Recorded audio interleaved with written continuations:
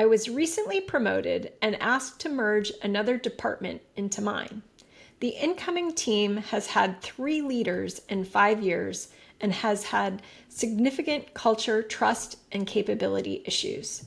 I'm now managing 2 very different cultures, my high-performing team that I hired and a legacy team with skill gaps, morale issues, and a damaged reputation.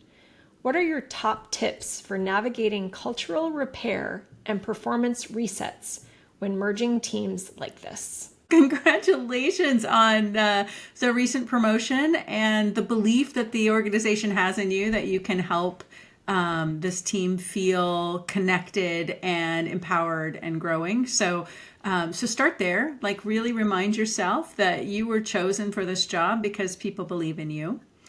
What I strongly recommend is that you do need to start with a true appreciation for what this team has gone through and for where they are, both emotionally and readiness. Go in with an open mind that assumes that the problems have been systems problems created by leadership, not worker problems created by bad people. Giving the benefit of the doubt every time. That is so important. I think that it's really key that you will, when you're meeting with each individual, and it's so important to meet with each individual multiple times on an individual basis, and to communicate that it is your intention to be there for them in the long term. It's just so important to give them that psychological safety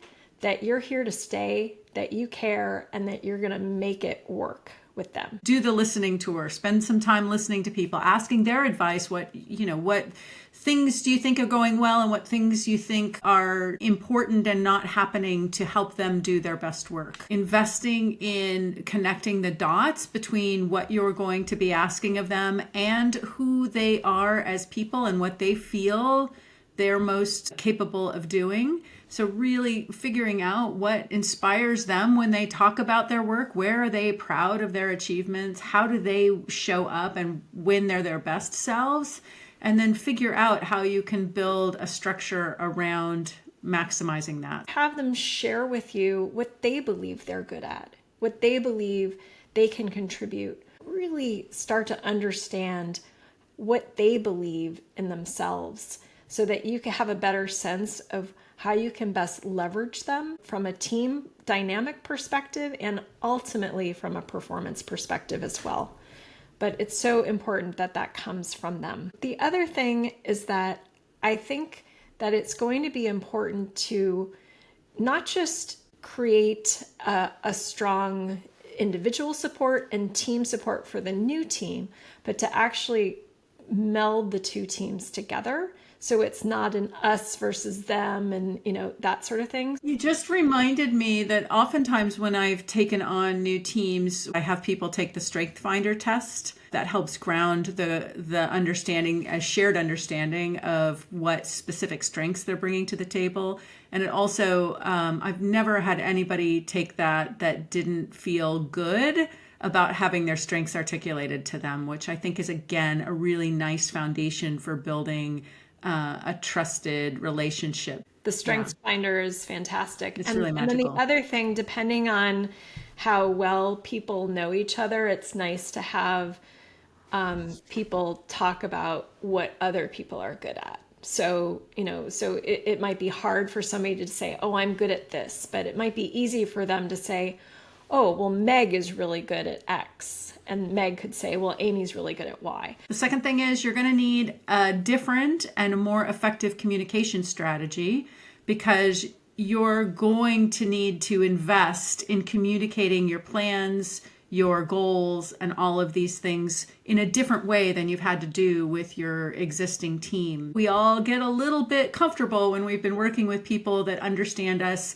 and are already killing it at their work. So this is a good opportunity for you to come back to first principles and figure out how to build that communication engine that helps people feel connected to what they are doing with you and how they are achieving great things. You got to celebrate small wins as you progress, because it's those early flywheels of change that are the hardest.